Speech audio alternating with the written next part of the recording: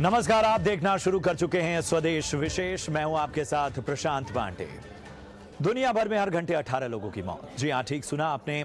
जिंदगियों का यूं ही बेवजह चला जाना दिल में एक टीस और दर्द पैदा करता है, और पीड़ा तब ज्यादा होती है जब कोई जिंदगी हादसे की भेंट चढ़ जाए।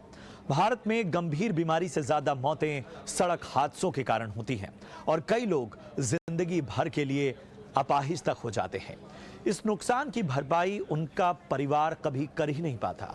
आखिर क्या वजह है कि भारत में दुनिया भर में सबसे ज्यादा सड़क हादसे होते हैं? बचाई जाने वाली जिंदगियां क्यों दम तोड़ देती हैं?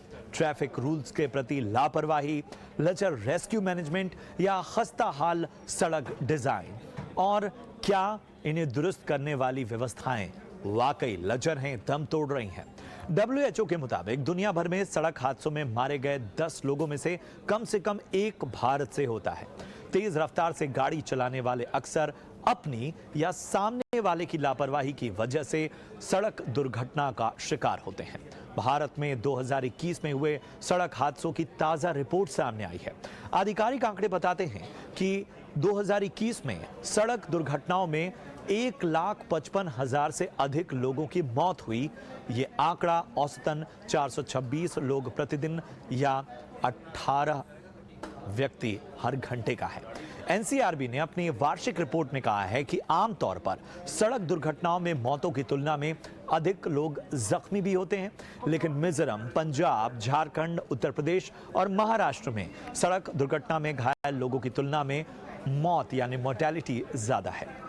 सबसे पहले आपको दिखाते हैं कि इसको लेकर एक चिंता जाहिर की थी, और हमारे रोड और ट्रांसपोर्ट मिनिस्टर नितिन गडकरी ने इसे लेकर बहुत अहम बात की थी। जरा वो बात हम सुन लेते हैं। The road safety is the major concern across the world and has become a challenge for developing countries like India. India accounts for about 5 lakhs road accidents annually and one of the highest in the world, in which about 1.5 lakh people die and 3 lakh have serious injuries affecting their livelihood. Unfortunately, 70% of deaths are in the age of group of 18 to 45 years. The road safety is the topmost priority of our government. There is a need for extensive integration of AI-based technology which will remove human interference and possibility of errors. The artificial intelligence-powered drones and robots can be used for forensic level investigation of road accidents.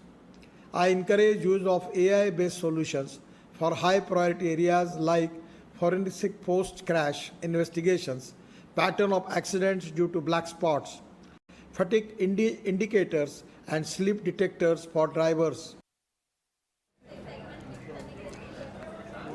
तो सुना आपने कि किस तरह से इस पूरी जो सिस्टम है, जिसमें जिस तरह से दुर्घटनाओं का आंकड़ा बढ़ता जा रहा है, उसको लेकर नितिन गडकरी ने चिंता जताई थी। उन्होंने साफ तौर पे कहा कि हमें एडवांस टेक्नोलॉजी की ओर देखना होगा और जहां भी व्यवस्थाएं खराब हैं उनको बेहतर करना होगा। इस पर हम और भी पहलुओं पर चर्चा करेंगे, लेकिन कुछ आंकड़े ग्राफिक्स के जरिए आपके सामने रखने की मैं कोशिश करूंगा कि आखिर कितनी बड़ी चिंता है। तो जरा ग्राफिक्स पर नजर डाल। 2021 का आंकड़ा अगर आप देखें तो 4,03,116 सड़क हादसे भारत में हुए। 2021 का यह आंकड़ा है, और इसमें 1,55,622 लोगों की हादसे में जान चली गई। अगर इसकी तुलना हम करें 2017 में, तो यहां पर 1,50,093 लोगों की मौत हुई थी। इसके साथ ही जब हम आंकड़े को देखते हैं तो हर घंटे लगभग 18 लोगों की मौत इन सड़क हादसों की वजह से देश में हो रही है। तमिलनाडु जो है इसमें सबसे ऊपर है, 57,090 यहाँ संख्या है जहाँ पर सड़क हादसों में लोग जान गंवाते हैं। सड़क हादसे में यूपी में भी सबसे ज़्यादा मौतें रिकॉर्ड की जाती हैं। उत्तर प्रदेश की अगर हम बात करें तो यहाँ पर 2021 में एक्सप्रेस वे पर 1899 हादसे हुए, और इसी एक्सप्रेस वे पे हादसे में 1216 लोग जख्मी हुए। और ये एक्सप्रेस वे जो है ख़ासतौर पे सर्दियों के मौसम में जानलेवा होता है। 1356 लोगों की उत्तर प्रदेश के इस एक्सप्रेस वे पर जान गई। तो किस तरह से भारत में ये आंकड़ा बढ़ता जा रहा है, उसकी तस्वीर आपके सामने हम रख रहे हैं। इसके अलावा भी बहुत सारे आंकड़े आपके सामने हम रखने की कोशिश करेंगे और इन सारे पहलुओं पर चर्चा करने की कोशिश करेंगे।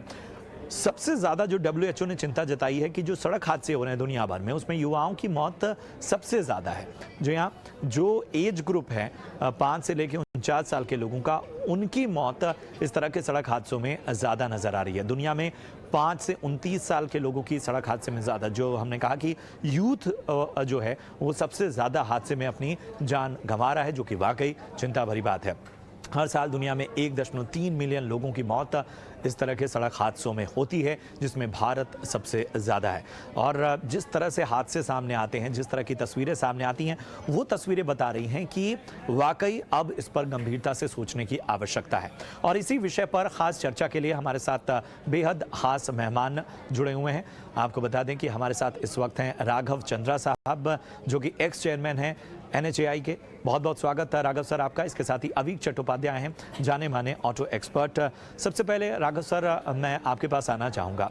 और नितिन गडकरी ने हाल ही में साइरस मिस्त्री के हादसे में गई जान के बाद कई मंच पर ये कहा कि जो इंफ्रास्ट्रक्चर है, जिसका एक बेस होता है DPR परियोजना रिपोर्ट जो होती है, वो एक बहुत बड़ा बेस होता है। और कहीं ना कहीं उसकी खामी जो है, अगर हम रोड इंफ्रास्ट्रक्चर को जिम्मेदार ठहरा रहे हैं, हम कह रहे हैं कि वहाँ पर खामियां हैं जिसकी वजह से ये दिक्कत आ रही हैं, तो यहाँ जो है वो बेसिक गलती यहाँ से शुरू हो रही है। तो ज़रा समझना चाहेंगे कि क्या स्थितियाँ बदली हैं, या वाकई ये जो DPR है, परियोजना रिपोर्ट है, इसको जिम्मेदार जिस तरह से कह रहे हैं नितिन गडकरी, उसमें बात में दम है। देखिए, मैं ये पहले बताना चाहूंगा कि जो मंत्री जी गडकरी साहब बोल रहे हैं वो अपनी तरफ बिल्कुल सही है, कि जो परंपरागत तौर पर जो डिटेल्ड प्रोजेक्ट रिपोर्ट्स बनती थी उनमें कुछ खामियां रहती थी, सड़कों के निर्माण में कुछ कमियां रहती थी। लेकिन एक पूर्व चेयरमैन के हैसियत में मैं ये बताना चाहूंगा कि NHAI जो काम आज कर रही है वो बहुत ही अच्छे स्तर का काम है, और जो डिटेल्ड प्रोजेक्ट रिपोर्ट्स हैं वो भी अपने आप में मुकम्मल हैं, और उनमें कोई बुनियादी खामी नहीं है। जो सड़कें बन रही हैं वो भी उनके स्पेसिफिकेशंस में किसी प्रकार की कोई कॉम्प्रोमाइज नहीं है। इसी लिए नेशनल हाईवेज की जो सड़कें हैं वो शहरों की और स्टेट्स की जो अन्य मार्ग हैं उनसे कहीं बेहतर है। लेकिन हादसे फिर भी हो रहे हैं। क्यों हो रहे हैं? तो इसके लिए कई कारण हैं। एक तो जो हम सड़क तो बना देते हैं, लेकिन जो सड़क बनाने के पश्चात जो रोड फर्नीचर होना चाहिए, यानी कि जो उस पर जो व्यवस्थाएं होनी चाहिए, और जो जैसे साइनेजेस एक रोड फर्नीचर है। आप उस पर जब कोई भी अगर साइड में रेलिंग देते हैं, या साइड में आप उस पर कोई शोल्डर देते हैं, या सेफ्टी बैरियर देते हैं, तो ये सब रोड फर्नीचर्स हैं। तो ये रोड फर्नीचर्स की जो व्यवस्था है उसमें कभी-कभी कमी रह जाती है, और विशेषतः कमी वहां पर रह जाती है जहां पर बड़ी सड़क छोटी सड़क से मिल रही है। तो अमूमन उसमें कमियां रह जाती हैं, और इसलिए इस प्रकार के जो सड़कें हैं उनको पूरी तरीके से व्यवस्थित नहीं कहा जा सकता। अलग से एक स्क्रूटनी की आवश्यकता है कि हमने सड़क तो बना दी इतने 1000 करोड़ की या 2000 करोड़ की, लेकिन अगर उसमें 50 या 100 करोड़ एक्स्ट्रा खर्च कर दिया जाए इस बात की व्यवस्था देखने के लिए कि कहीं उसमें गुंजाइश तो नहीं है, कोई रोड फर्नीचर तो मिसिंग नहीं है, कोई इसमें छोटी मोटी कोई लिंक तो मिसिंग नहीं है।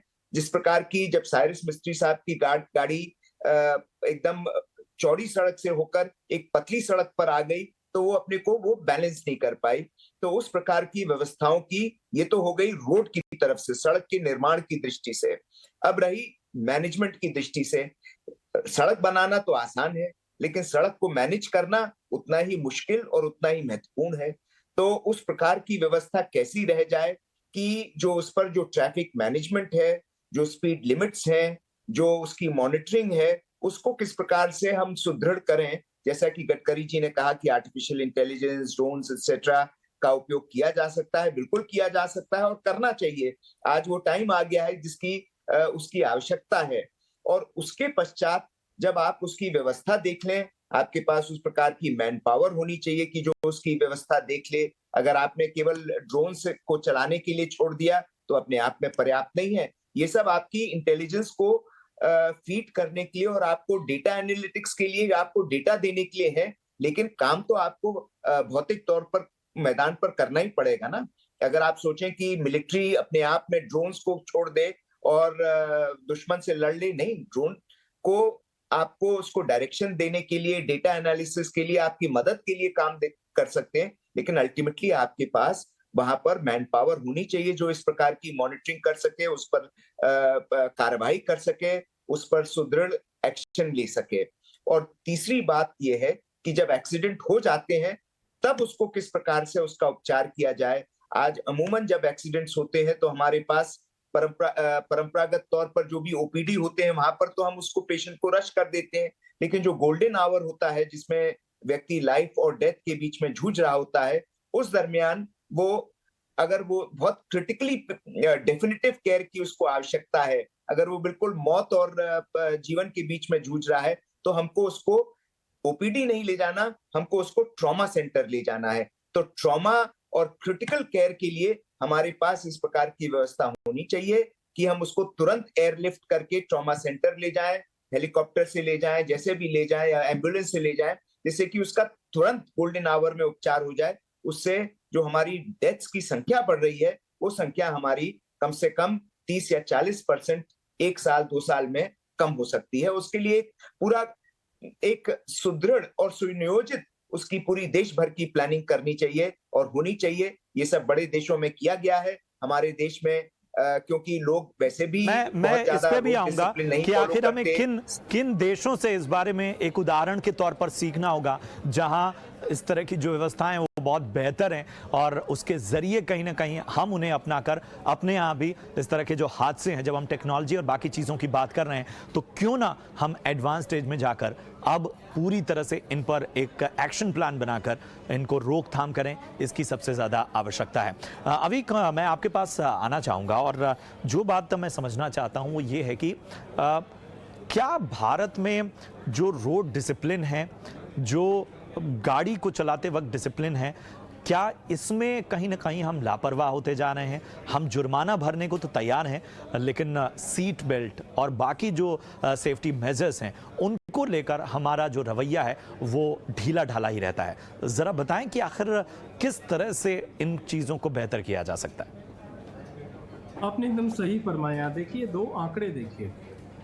ये जो 1,55,000 जो मौतें हुई हैं 2021 में, उसमें करीबन 45% हुई हैं टू व्हीलर यूजर्स के या टू व्हीलर ड्राइवर्स के।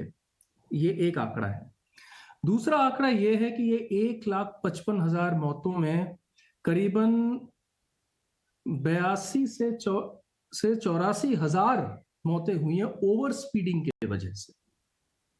तो आप जो कह रहे हो कि ये एक ड्राइवर की या फिर एक राइडर की खुद की एक लापरवाही है, ये जरूर है। और ये लापरवाही एक तो है कि हम ना एक हमारे देश में एक अजीब सी एक फीलिंग है कि मैं तो सही सलामत पहुंच जाऊंगा अपने घर या फिर अपने दफ्तर, अगर मैं सारे ट्रैफिक रूल्स ब्रेक भी करूं, मेरे चारों तरफ पूरी कायनात धंस जाए, लेकिन मैं सही सलामत पहुंच जाऊंगा। ये एक अजीब से एक माइंडसेट है। आप देखोगे शाम को, मतलब फॉग में एक आदमी एक टू व्हीलर पे बिना हेलमेट पहने रेड लाइट को वो क्रॉस कर रहा है। क्यों क्रॉस कर रहा है? क्या उसको पता नहीं कि उल्टे तरफ से गाड़ी आके उसको मार सकती है? लेकिन वो सोचता है कि बाकी किसी को कुछ भी हो, मैं बच के निकल जाऊंगा, मैं जल्दी पहुंच जाऊंगा, मैं सही सलामत पहुंच जाऊंगा। इसके पीछे क्या है? जो मिस्टर चंद्रा कह रहे थे, वो he was talking about engineering, he was talking about enforcement, and he was talking about emergency care. तो 4th E बोलते हैं, रोड सेफ्टी के 4 E हैं। एक तो इंजीनियरिंग, एक इमरजेंसी केयर, एक आपका एनफोर्समेंट, चौथा है एजुकेशन। जब तक हम एक्चुअली ग्रास रूट्स लेवल पे और स्कूल लेवल पे रोड सेफ्टी को अपने एजुकेशनल करिकुलम में इनकॉर्पोरेट करके बच्चों से अपने पेरेंट्स को इन्फ्लुएंस ना करें, कॉलेज स्टूडेंट से अपने सीनियर्स को इन्फ्लुएंस ना करें, एक कोलीग से दूसरे कोलीग को इन्फ्लुएंस ना करें, हमें ये लापरवाही कभी भी कम नहीं होगी, कभी भी कम नहीं होगी। आप उन आंकड़ों में देखिए कि कितने पेडेस्ट्रियंस मरते हैं, और पेडेस्ट्रियंस मरते हैं क्योंकि जो गाड़ी चलाने वाला होता है या ट्रक चलाने वाला होता है या बस चलाने वाला या टू व्हीलर, उसकी लापरवाही के वजह से। अब इसमें ना ये पूरा एक कलेक्टिव रिस्पॉन्सिबिलिटी है, ये किसी एक का सिंगल रिस्पॉन्सिबिलिटी नहीं है। अब साइरस मिस्त्री की एक दर्दनाक एक हादसे में उनकी मौत हो गई, तो गडकरी जी पहले बोले कि सब गाड़ी में 6 एयरबैग होने चाहिए क्योंकि गाड़ी रिस्पॉन्सिबल है। फिर इन्वेस्टिगेशन में मालूम चला कि रोड का डिजाइन में फॉल्ट था, तो रोड की इंजीनियरिंग बेटर होनी चाहिए। अब ये कोई मूविंग टारगेट तो है नहीं ना रोड सेफ्टी, ये कलेक्टिव रिस्पॉन्सिबिलिटी है, ये कलेक्टिव टारगेट है। यहां पे सरकार, vehicle manufacturer, enforcer, planner, designer, constructor, सबको एक साथ मिलना चाहिए। और साथ में मैं आपसे एकदम सहमत हूं कि जो व्हीकल यूजर है, जो व्हीकल ओनर है, उसको भी एक साथ होना चाहिए। आज हम एक उबर या एक ओला को लेते हैं, हमें एयरपोर्ट जाना है, हम क्या बोलते हैं? जल्दी चलो। हम देख रहे हैं कि वो जो ड्राइवर वो ट्रैफिक रूल्स तोड़ रहा है, वो लेन से लेन स्विच कर रहा है विदाउट एनी इंडिकेशन, हमको कोई फर्क नहीं पड़ता, क्योंकि हम ये सोचते हैं कि हम तो एयरपोर्ट पहले पहुंच जाएंगे, बाकी किसी को कुछ भी हो सड़क में। तो ये एक आम जनता के, एक आम व्हीकल यूजर, एक आम पेडेस्ट्रियन जो सड़क क्रॉस कर रहा है, ये सबकी कलेक्टिव रिस्पॉन्सिबिलिटी है साहब। ये कोई एक को आप पिन पॉइंट नहीं कर सकते हो कि NHAI फॉल्ट पे है या व्हीकल मैन्युफैक्चरर फॉल्ट पे है या ट्रैफिक पुलिस वाला फॉल्ट पे है। बात आपने कही।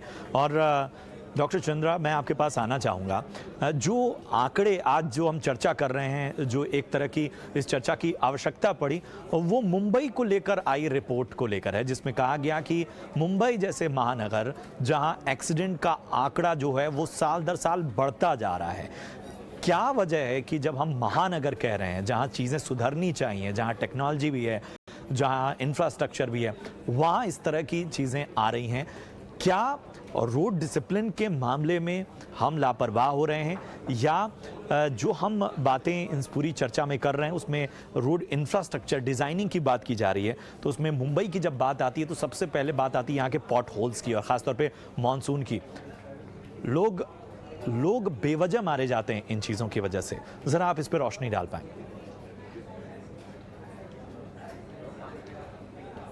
मुझसे पूछ रहे हैं? जी डॉक्टर चंद्रा आपसे। तो देखिए, पॉटहोल्स तो एक टेम्पररी सिचुएशन होती है जो 3-4 महीने, क्योंकि सड़कों का जब निर्माण किया जाता है ब्लैक कॉटन सॉइल पर, तो अमूमन उसको फ्लेक्सिबल पेवमेंट, बिट्यूमनाइज्ड रोडें बनती हैं, और वो बारिश में उनमें पॉटहोल्स बहुत जल्दी हो जाते हैं। उसके लिए उपचार यही है कि वहां पर रिजिड पेवमेंट, यानी कि वहां पर सीमेंट कंक्रीट की सड़कें बने, जो थोड़ा ज्यादा उनकी लागत होती है, लेकिन उनकी लाइफ साइकिल वैल्यू और वो ज्यादा टिकाऊ रहती हैं। उसके अलावा पॉटहोल्स भरने के लिए बहुत सारी आजकल पद्धतियां हैं। उसको M40 ग्रेड से उसको कूट कर भरा जा सकता है। ये सब उपचार पॉटहोल्स के उपलब्ध हैं। केवल उसको एनफोर्स और उसको लागू करने की एक सामयिक और एक इंटीग्रेटेड व्यवस्था की आवश्यकता है। म्युनिसिपल कॉर्पोरेशंस बहुत पूरी तरीके से अपने आप में सक्षम है, क्योंकि वो कॉर्पोरेट बॉडीज हैं, वो अपने आप में गवर्नमेंट हैं, उनको किसी की अनुमति नहीं लेनी, वो अपने आप में, उनके पास फंड्स हैं, फंड्स जनरेट कर सकती हैं, मैन पावर रिक्रूट कर सकती हैं। अगर शहर में कोई अगर इसको सुधार नहीं सकता, तो अवश्य ये एक बहुत ही हास्यास्पद स्थिति है। और मैं समझता हूं मुंबई म्युनिसिपल कॉर्पोरेशन तो देश की एक बहुत वेल रन और व्यवस्थित म्युनिसिपल कॉर्पोरेशन है। ऐसी क्यों बात हो रही है मैं नहीं समझ पा रहा।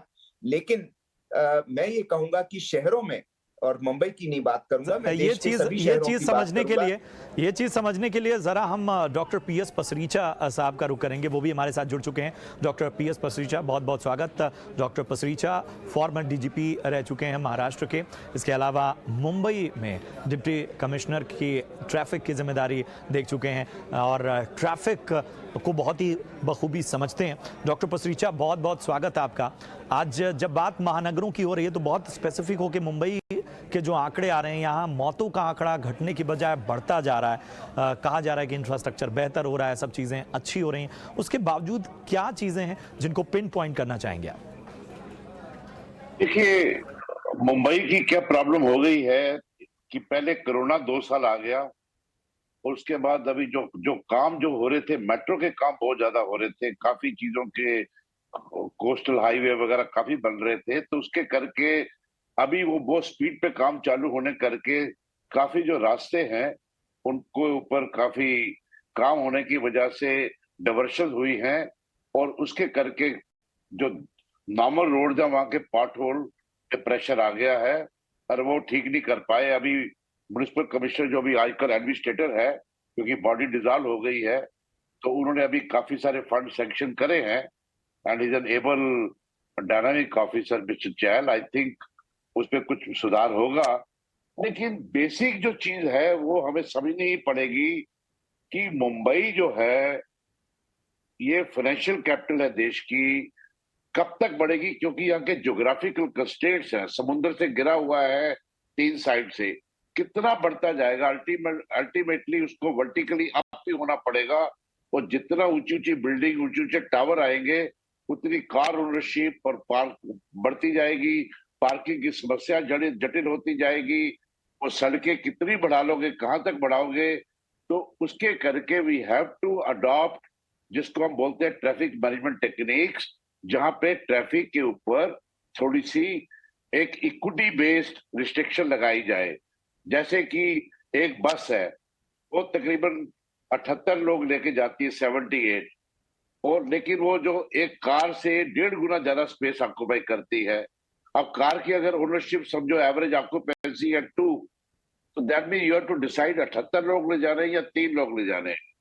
That mean we have to improve public transport, we have to improve पादचारी के लिए जो वॉकिंग फैसिलिटीज है with good environment, good footpath, good areas.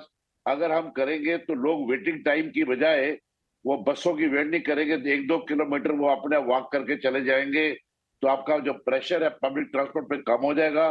और हमारी रेल सबर्बन रेलवे बहुत अच्छी है, बीएसटी बसेस अच्छी हैं, अभी एयर कंडीशन बसें भी आ रही हैं, तो उसका अगर तालमेल हो, अगर इंटीग्रेटेड पब्लिक ट्रांसपोर्ट सिस्टम किया जा सके, तीनों रेलवे जैसे सेंट्रल लाइन, वेस्टर्न लाइन और हार्बर लाइन, उसका कॉमन फेयर हो जाए, उसके ऊपर ऑलरेडी उसके ऊपर चर्चा चालू है।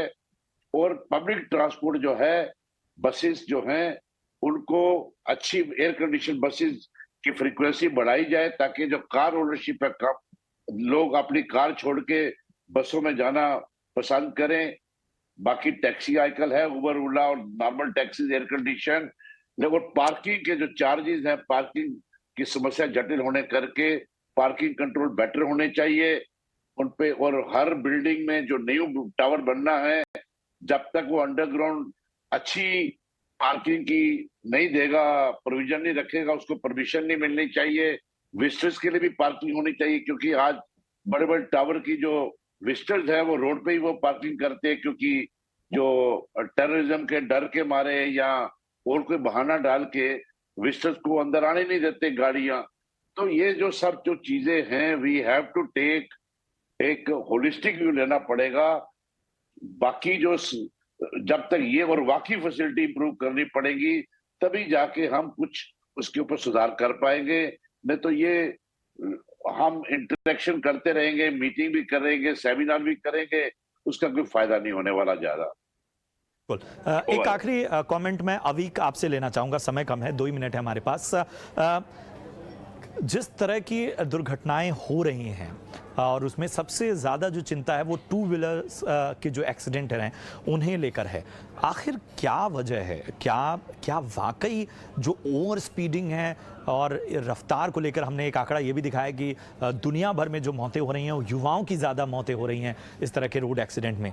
क्या रफ्तार के प्रति ये जुनून है, ओवर स्पीडिंग जो है, ये बहुत बड़ा फैक्टर बन गया है और इसको लेकर कहीं हमें जर्मनी या बाकी देशों की तरह कुछ आदर्श मानक स्थापित करने होंगे स्पीड लिमिट को लेकर? अच्छा प्रश्न। हमारे यहाँ पे जो स्पीड लिमिट है वो बाकी मतलब वेस्टर्न कंट्रीज से काफी कम है। लेकिन यहाँ पे मैं सोचता हूँ कि over speeding is not the only reason, हालांकि over speeding is a key factor, लेकिन टू व्हीलर्स के जो डेथ्स हैं इसमें even at a speed of से 40 किलोमीटर या 50 किलोमीटर प्रति घंटे के स्पीड पे भी आपकी मौत काफी आराम से हो सकती है हमारे देश में, क्योंकि जितना ट्रैफिक का मिसमैनेजमेंट है और जितना कंजेशन है, और इसमें आप अगर बिना हेलमेट पहने आप अगर 25 किलोमीटर की स्पीड पे भी अगर आप किसी से टकराते हो तो आपकी मौत जरूर होगी, वो है। तो यहाँ पे सिर्फ ओवर स्पीडिंग टू व्हीलर्स के लिए ओनली रीजन नहीं है, इट इज ऑल्सो कि वो लोग traffic laws, traffic regulations, simple safety norms वो मेंटेन नहीं करते हैं हम लोग। और मैं आपसे माफी चाहूंगा, आपको बीच में रोकूंगा।